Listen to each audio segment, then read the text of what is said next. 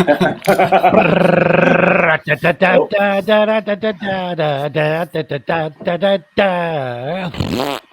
And Yeah. welcome to another show. There's a lot of connections with HIV as well, isn't there? Which again, Fauci was in charge of.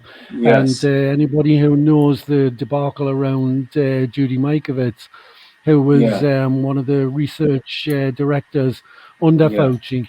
Yeah. And there was all kinds of stories where they said that isolated the HIV virus, and Yeah. then Fauci deliberately put it off so that they could patent it for the US Yeah. pharma industry and things like that. But again, Yeah. it makes you wonder how much of that is, it's like, again, it's like embellishing the fantasy, So Yeah. is Yeah. HIV significant to what's going on at the moment at all? It's sort of like a practice run almost, like for this, like and many of similar things, like to this, like they've Same used. cast of characters as well, isn't it? Yeah, and they've used like sort of dodgy, sort of indirect sort of tests that's and like they've the HIV and AIDS which is obviously when you actually have like the symptomatic sort of like disease, it's kind of it was just a collection of all kinds of like sort of symptoms and sort of like this AIDS syndrome, similar to with COVID-19, it's a collection of non-specific sort of symptoms that that could be caused by any number of sort of toxins and things like that, and also due the two the two main sort of underlying causes of diseases that are like sort of toxicity, like poisoning and deficiency, sort of just like the lack of nutrients, for instance, could be deficiency of oxygen. Like obviously that's that's a really serious one, which you'll start like feeling ill very, very quickly, so like you have a combination of those, and then you end up with disease, and you do, and like I think that can pretty much account for pretty much like most of the diseases without having to invoke some mysterious invisible virus or whatever. Yeah. I mean, the whole debate about medical understanding is bizarre. You find yourself going down a few rabbit holes, but there's Yes. I know Ian, who we have from our group, who's done a lot of research. I think I mentioned this before, and the way that he got interested in the first place in disease in general was the fact that he had about, I think there was 4 or 5 of his relatives, and all but one of them smoked, and that was the one who didn't smoke was the one who died of lung cancer, and that got him interested in it. And the more he looked into it, the more he realized that that these diseases seem to coincide with EMF. Yes. With the things like the introduction of radio frequency and Yeah. television and all the rest of it, and it's absolutely. Living in a bizarre world. Yeah, I mean, and there's definitely like a lot of evidence to support that as well, like that that EMF like sort of radiation is toxic and does like cause and there's evidence that it was involved, like it was one of the major factors in the Spanish flu, because that was when like radio communications first kind of went worldwide around that time, I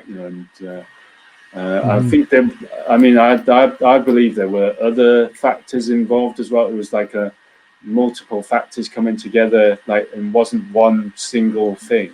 But but I don't believe actually there was an actual virus involved. There was I think there was the radio communications, and then And also there was like a massive like vaccination program as Yeah, well. That was it. It's A funny that, isn't meningitis it? vaccination program. Just seemed to coincide with it, funny enough, wasn't it? You know, almost as if it like sort of this you know, this Hegelian dialectic thing. Yeah, and it makes you wonder what kids are going to be taught in the future, you know, like about things. Because I know like sort of Chris in particular is into things like permaculture and, you know, we're all getting more into, you know, like alternative methods of healing and things like that. Yeah. And there's like sort of, there's a school, a local community that we just started off. And the kids are starting home education, well, you know, like home education and learning about things like the kind of things that Chris is into, you know, permaculture and all that kind of stuff. Practical, useful things. Yeah. Yes. Like, Yes. Origin. Yeah, exactly. Things that you can okay. use instead of things that are used against you, you know? Yeah. And they'll do things like they'll go out on little foraging trips and all the rest of it. And there was, it started off where there was only, I think there was about 5 or 6 kids, and it was 1 day a week. And I think now it's 2 days a week, and they've got like a backlog of kids waiting, you know? And it's the way it should be, you know? And like I say, Chris would, you know, like sort of, I mean, Chris is into permaculture and all the rest of it. So what kind of things would you be teaching kids, Chris? What kind of things would you tell them rather than... Well, it's the fun of growing things, but also, but most importantly, it's getting being in contact with the earth and nature, and observing how the planet, how the earth, and all the flora and fauna actually work. When you look at a heap of compost and you see all the tiny little things, and the more you look, the more you see all kinds of little, and you get a microscope, and it never ends. And I've even heard that Dr. Bruce Lipton, he got a electronic microscope, and he just felt it's just endless. The deeper he could get, the more he could see. And who's not to say it's the same with the cosmos as well, and all on different frequencies. So it's like we're connecting with these different frequencies, and we depend on each other. What we find, what's happening now in this great reset thing is they're isolating us, that they're cutting us off. So they're saying, don't go near people because you might get an infection. Don't speak to people, you might hear something. Yes, and all of this hygiene, extreme hygiene and everything. It's not good. We need to be in contact with, to keep our immune system strong and healthy. It needs to be learning every day. It's a bit like exercising your muscles. Your immune system needs to be learning, how can I fight this? How can I fight that? Otherwise it becomes lazy and we have a weak immune system. Because I met Spanner, didn't I, as well? Spanner, Yeah. We were on the other week, Will, and it was like all that, you know, you wouldn't expect Chris to know somebody called, you know, he calls us, my friend Spanner, you know. Me and Gemma creased up, like, you know, but so Spanner's into his like sort of into permaculture and that as well, isn't he? And the deeper aspects of the universe and all the rest of it. He's got his thing called the Recalibrator, and he'll be at Ropner Park this weekend showing his Recalibrator, which is that, Chris? Is that local? Ropner Park is in Stockton. It's my local park, which is just about. When's that, did you say? Sunday. Yeah. What time? What time? I think it's from 11 o'clock. There's a food fair on, and he's doing his Recalibrator, and sometimes we do our stand in the park there, so I might go along and do that as well with my little signs here, if they allow me. What, your little steins? Yeah, these signs, you know, these signs, right? Signs. I thought you said steins. I was going to say you're brewing beer now, you know. No. Are they the signs behind you there? Yeah, they're the yellow placards that you see. The roundabouts. Rebels on roundabouts. Yeah. Yeah. So I've got a set of 10 of them, And last Friday, I did that on Friday as well. Actually. Yeah, I was just going to say. Yeah. Now, Will, you were there on. You were at the run on Sunday as well, weren't you? That's right, on the Great North Run. Like, yeah, and we kind of did that photo bomb the Great North Run. Like, yeah, and actually live on like BBC. On BBC. Yes, when you say that, BBC. Yeah, excellent. I saw the clips. Yeah, I saw the clip. Oh, quickly move out. Oh yeah, they quickly tried to pan away, but they missed it. Yeah. No, we got in there. Like, you got in there, yeah. I think for a good 10 seconds. I think, like, excellent. So I mean, well done, Jimmy, for initiating. Yeah, well done, Jim. Yeah, it was successful. Well done, everybody, for being there. Yeah, yeah, it was, that was a success. That one. And then we followed that up, like a few of us out through the night, sort of sticking a few of these on bridges and like railings and stuff, on roundabouts and stuff like that. So when the rush hour on Monday morning, like a lot of people were getting. Did you do an inventory to see if there were many left, or? I had a walk around like today to one of the bridges like near me, and they were all down, like, but we didn't expect them to last that long. I know, like, I went round like early on Monday morning, like around rush hour, and I saw the signs were still up then, like, which, so they've done the job basically. Brilliant. Like, the rush hour traffic would have seen it, like, so I'll tell you what, actually there was something, I don't know what reminded us there, but I saw something on Facebook earlier where there'd been, I don't know where it was, but there was there'd been protesters had gone into a school to serve notice on the headmaster or something, or the head teacher, and the head teacher or whatever had phoned the police saying that there's some anti-vaxxers coming in, and when the police came, they said they were like perfectly entitled to do it, and they would be perfectly willing to assist any others who wanted to serve notice. So that's well the done police. The police. Well done the police. Yeah. So when you talk about like these signs going up, it's like it's indicative of an awareness. There is an awareness, because people have got to be careful about this fear porn. It's like Chris was just mentioning earlier on about, what was that story you were saying, Chris? Right. We've got in the Evening Gazette, which is the Teesside local propaganda rag, there was an article just around the corner from me here. They were saying that a man was spotted with a big knife or something like that, a big sword, climbing out of a window. An anonymous witness who remained silent said, and so the Gazette had the pictures of these like four coppers all dressed in army gear, with the weapons and everything, walking through the streets of Oxbridge. Armed response unit, because someone was spotted, and then they said, 4 individuals had been arrested. Well, and I even commented. I said, "Is this real, or is it exercise? Is it just propaganda?" And I know for sure. I mean, I could be wrong, but I'm pretty sure this is propaganda. This is a psyop to condition the public to think, there are these nutters around, and it's quite normal for paramilitary police to be walking around our streets, because we know what's going to be happening. We know what's going to be happening in the next few weeks.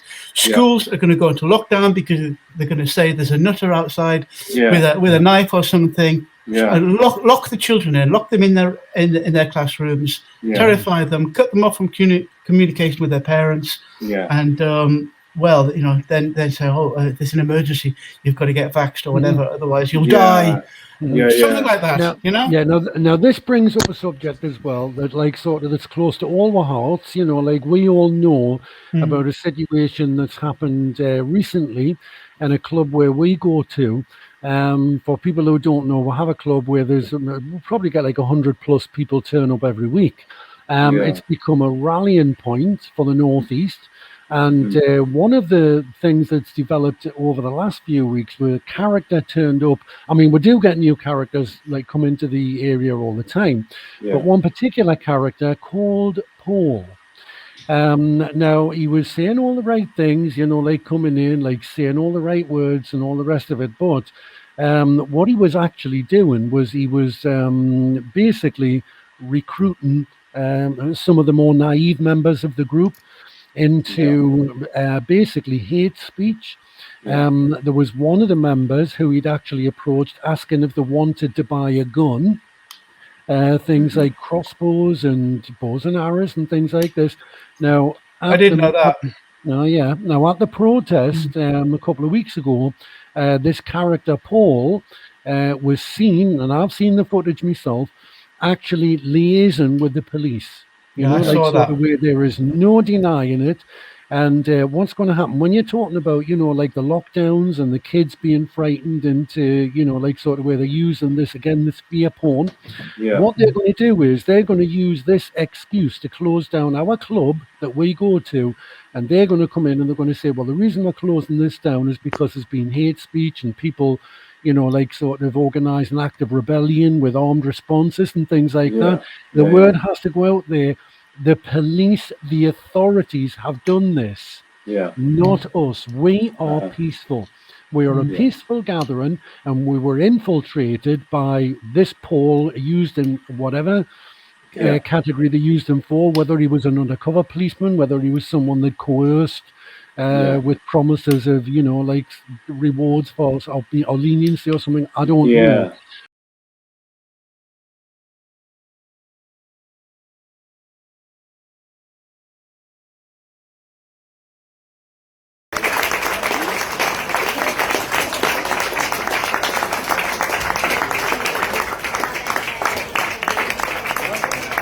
I'll just ask Chris first of all, did you get your car back? All right, okay. Chris was arrested and had his car impounded, so he's only just got that back now. And Phil was actually tasered and arrested. Twice, yeah. So, like I say, a big round of applause for these lads. So you'll see them. Now, also another person who helped in this was Paul. So he actually rescued them. And Paul's wanting to have a little word about the bus. Okay? Good evening, Newcastle. Let's make some noise. Come on! Yo. Anybody from Hartlepool tonight in the house? Yeah? Woo. What about Middlesbrough? No, Middlesbrough. Sunderland, any Mackems in? Any Mackems? Come on, big shout out for the Mackems. There's no dividing. Anyway, guys, what about London the weekend? Hands, show a hand to who was in London the weekend. This is, guys, you want determination, heart and courage. We face this head on. We do not surrender. We face it. We face it like men and women. We do this for our children. We never ever surrender, people. We have got the power. This tyrannical government, they're pushing this agenda so fast now, and the window of opportunity is narrowing by the day. We the people have to stand for the sake of our children and future generations to come. So we've got this tomorrow. We've got the vaccine bus in Peterlee, the vaccination bus. The kill bus is turning up in Peterlee tomorrow. So we're looking for numbers. I didn't realise it's short notice, but what we're looking for is to go down. I'm going to take the megaphone down, make a bit of noise, get people in the crowd, in the queue, sorry, and we're going to start asking questions. We have to now hit these places.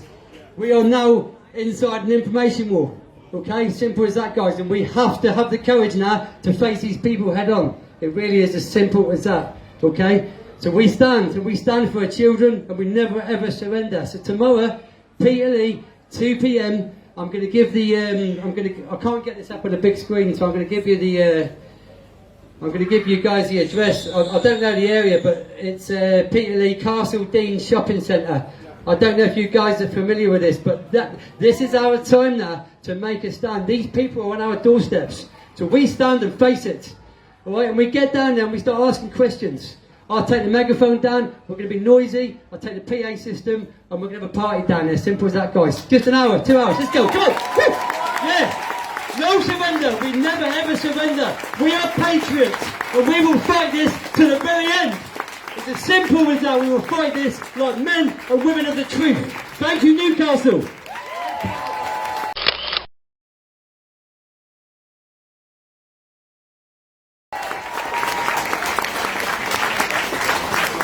Thank you, lads, heroes, one and all.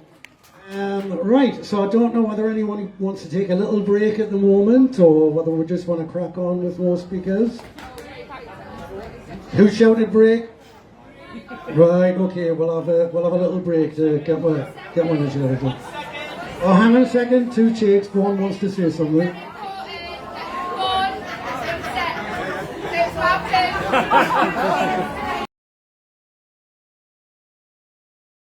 But the word has to go out there that at no time or any of the people in our group, in our community, at no time was anyone ever looking for guns or advocating violence. This has all been deliberately stirred up by the authorities, by the people who are distributing this fear porn. So let the word go out far and wide. So this is the kind of thing we've got to watch out for. And Paul is off the scene now. He's disappeared. Yeah, he's not, funny he's how not, we just dropped out. He's not come back to answer for himself or anything. Yeah. And what was, I mean, I know you were suspicious of him right from the start, Charlie. I thought, oh, he's rallying people up. He's doing good, but he wasn't. He focused on the likes of Vaughan, who's a rising star. He's a fantastic guy. He's only 24, 25, but every week he was like blowing smoke up his arse, saying, "Oh, what a fantastic guy this is! You know, I love this guy. Yeah. He's a star and everything like that." And it was Vaughan who pretty much who was said allegedly organised the Newcastle one on the 14th, which was a huge success. There was like a few thousand people then. But he was arrested the night before. Something to do with knives or something like that, which is complete nonsense. Do you know what happened there as well? Vaughan got a phone call from Paul. Saying, well, can I come round to yours? And Vaughan had said, oh, well, I'm round at my mum's or my friends or something like that. So Paul had said, oh, well, whereabouts are you? What's the postcode? And, like, sort of, then he asked, like, for a photograph of the house or something like that. Well, I think he went on Google Maps, on Google Street View or something, and said, is this it? Like, and then he, this is what I've heard myself. It's like, and then apparently this changed his mind and decided he wasn't going to stay with him that night. And then a couple of hours later, the police because nobody else knew where Vaughan was, like, and that's right. and then the police came and arrested him, like, so So let the word go out. These are the dirty tricks they're playing. These are the dirty, stinking little tricks that they're playing. And they're trying to stir up all this, like, because as you say, Charlie, like everyone that I know who goes along to the club, like, we're all like peaceful people. None of us want to see any violence. That's right. And like, I felt very uncomfortable, like sort of when they were getting up, particularly when they were getting up and filming right up, like the show was like some kind of Beer Kelly rally from the 1930s, and it was. It was very distasteful, and I didn't like it at all. And it's and there were certain people like Eddie, like sort of who would come and who would redress that and would say, look, we're not about that. We're about peaceful protest. We're about like sort of raising the vibration. We're about defeating this fear porn, these ridiculous stories of rampaging. And it was about peace and and unity as well. Exactly. Not we don't want to like increase this divide and like and so I mean it's it's good that you mentioned Eddie, because obviously he's had a lot to do with like an upcoming event, hasn't he? Like he's that's right. Well, we've got an event on the 25th in Newcastle, 1:00, Lees's Park. Anyone, please come along from anywhere. And if you've got drums, particularly, we want people to make a noise. Yeah. So I know I can think straight off the top of my head. I'm thinking of Jeff and Julie. They've got drums. And anyone else who, like sort of wants to come along and make the that's what we want. That's what we want. Are you bringing your guitar? Like, well, mate, sort of. No. I'll save, the Geneva Conventions against that, Oh, yeah. Chris is just doing his. Oh, it's queuing up a video. No, that's just Eddie promoting the 25th. I'll play that at the end. You want to see it now? Okay. Well, let's see it now. Yeah, go on. Okay. Yeah. A nut job. Well, how about calling me a fortune teller for predicting the future? I and many others predicted that they would come for the kids, which by now you will have all seen. They are promoting to inject an experimental use authorization only vaccine into your kids. And yes, many of yourselves have had it to hopefully protect yourselves from COVID. But the real fact is, kids are 25 times more at risk of death from the vaccine than they are of dying from COVID. Please do not play Russian roulette with your kids' lives. It's time to step up to the plate and put your words that you'll do anything for your kids into action. My child is my everything, so I will give anything and stop at nothing.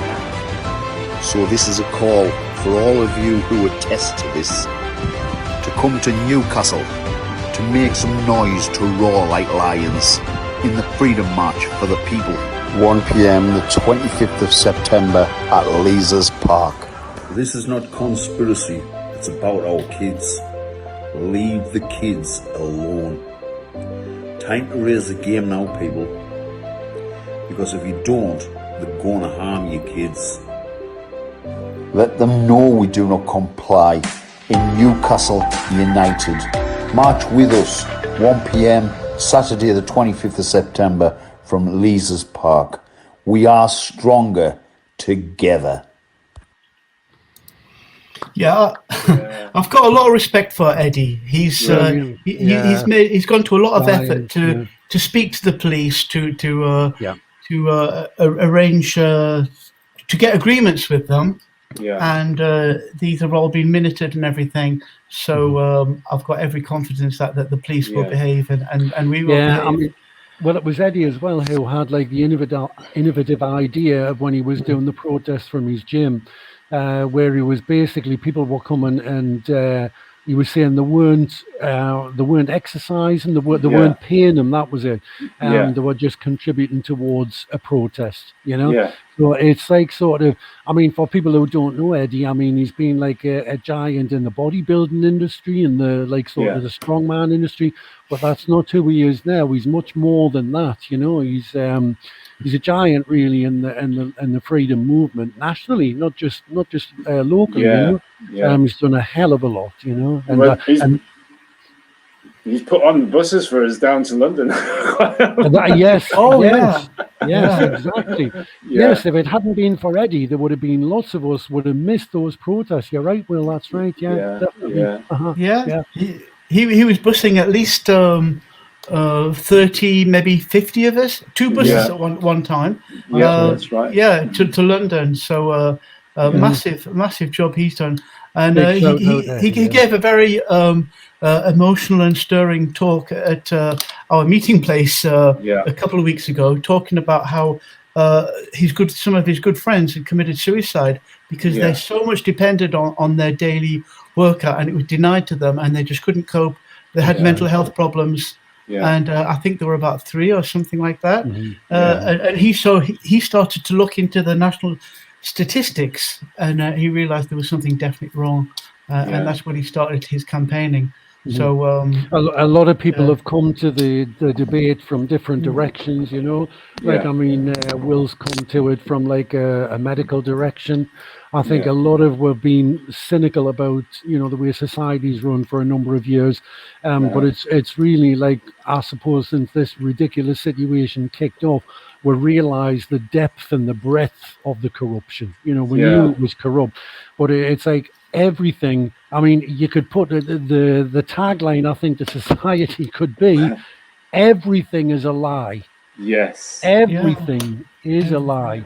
Can I just say that potentially what the thing is when you're talking about these multi-frequency broadcasts, we only see like sort of the side that they're using against us. But as we know, you know, like sort of frequency healing, frequency awareness, you know, like maybe these towers could be used in a beneficial way, you know, where they're efficacious rather than, you know, that's interesting because I have actually seen videos where they've said that basically that's what they've done. Like, you know, like, you know, when Donald Trump was talking about I thought you were going to get it right.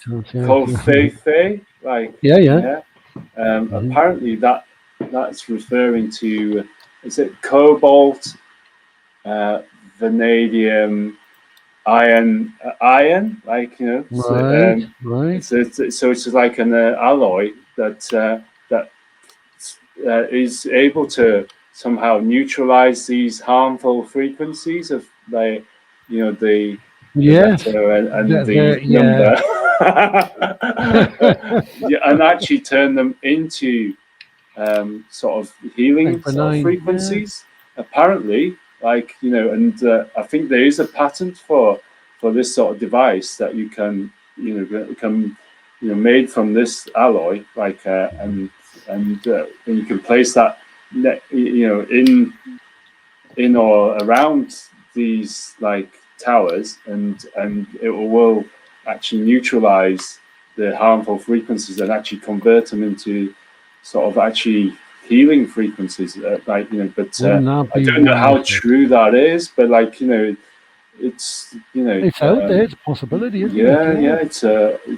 It's a possibility, like, and I think there is a patent for it as well, like, you know, so it's interesting, isn't it, about like when we're talking about going down rabbit holes and all the rest of it, how we've talked about it before, you know, and you wonder how far, and I'll say it again, everything is a lie.